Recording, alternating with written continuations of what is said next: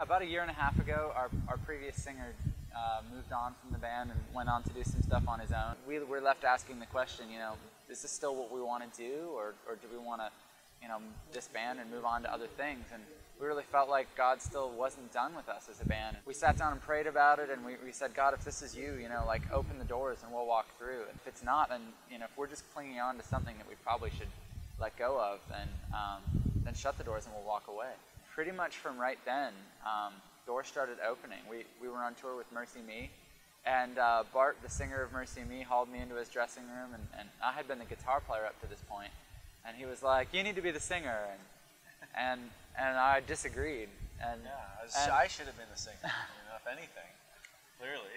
But I came back to Dan and Justin. I was like, so Bart has this idea of who should be the singer, and Dan was like, oh, who is that? And I was like, he thinks me. And I was kind of like looking to see if Dan and Justin were going to be like, no, and they weren't, No, but it was actually kind of was like something that never really occurred to us. We were talking with other singers and other bands. Nothing felt right.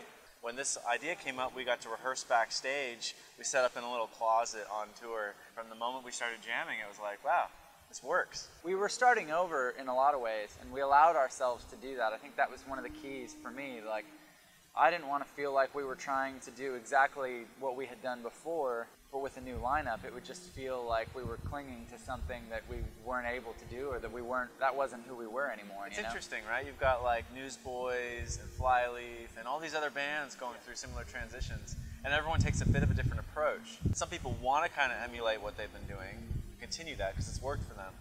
But for us, it's like a brand new start. It's kind of refreshing to be able to start over. And kind of as we've gone through the last year, we've definitely felt like the DNA of the band is still the same. We still love like doing high energy shows and like having a lot of fun, but we wanted to allow ourselves to grow a little bit beyond that. We wrote a ton, definitely, and then through that we kind of picked out some themes of things that felt like they were running through the record. And identity was a big one. Like, when all this is over, I don't want to identify myself as like, oh yeah, I was in Hawk Nelson, that's who I was, you know.